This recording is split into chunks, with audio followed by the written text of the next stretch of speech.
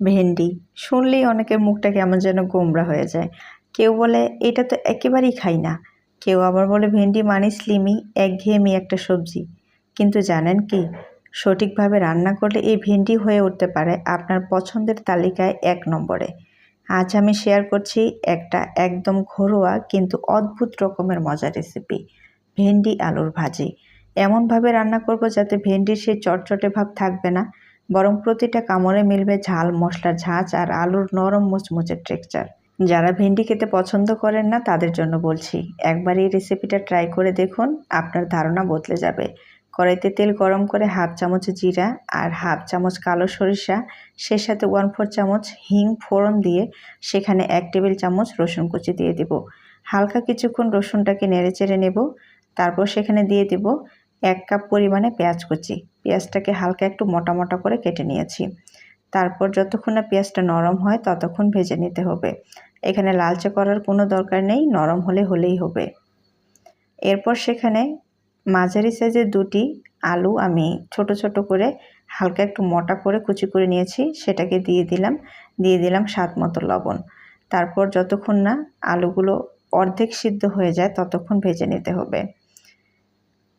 তো চাইলে আপনি এটা ঢাকনা দিয়ে অর্ধেক সিদ্ধ করে নিতে পারেন। তো যখন আলুটা অর্ধেক সিদ্ধ হয়ে যাবে তখন সেখানে প্রায় 300 গ্রামের মতো ভেন্ডি মাঝখান থেকে আমি কেটে নিয়েছি, আর এই যে দেখুন হালকা একটু লম্বা লম্বা করে কেটে নিয়েছি, সেটাকে দিয়ে ভালো করে নেড়ে চেড়ে নিতে হবে। এরপর সেখানে দিয়ে দিচ্ছি 1 চামচ মরিচের গুঁড়া, 1/2 চামচ হলুদের গুঁড়া, 1/2 চামচ ধনিয়া গুঁড়া। এখন খুব ভালো করে মিক্স করে নিতে হবে।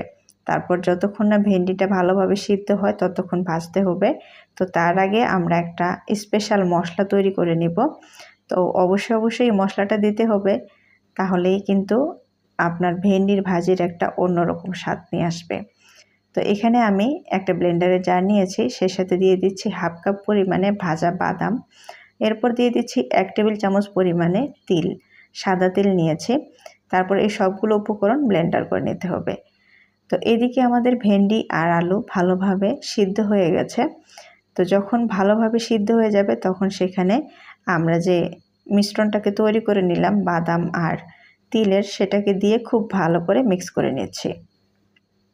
মেশানো হয়ে গেলে সবশেষে আমরা এখানে দিয়ে দেব ধনেপাতা কুচি। আর ঝালের পরিমাণটা আপনারা চাইলে আরেকটু বাড়িয়ে দিতে পারেন অথবা কাঁচামরিচ কুচিও দিতে পারেন। তো ধনেপাতা কুচিটাকে দিয়ে ভালো করে মিক্স করে নিলাম, আর এই যে দেখুন অসাধারণ স্বাদের একটি ভেন্ডি আলু রেসিপি আমাদের তৈরি হয়ে গেছে। দেখুন দেখতে কতটা ইয়াম্মি হয়েছে।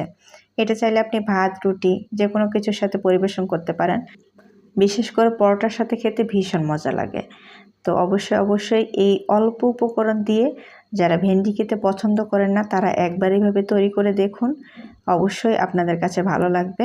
আর রেসিপিটা ভালো লাগলে একবার হলো বাসায় ট্রাই করে দেখবেন। আপনাদের কাছে রেসিপিটা কেমন লাগলো সেটা আমাকে কমেন্টে জানাতে ভুলবেন না। আর যদি রেসিপিটা ভালো লেগে থাকে প্লিজ একটা লাইক করবেন। আমার চ্যানেলে নতুন হয়ে থাকলে চ্যানেলটাকে সাবস্ক্রাইব করে আমার পাশে থাকবেন। তো অসংখ্য ধন্যবাদ আমার পুরো ভিডিওটা দেখার জন্য।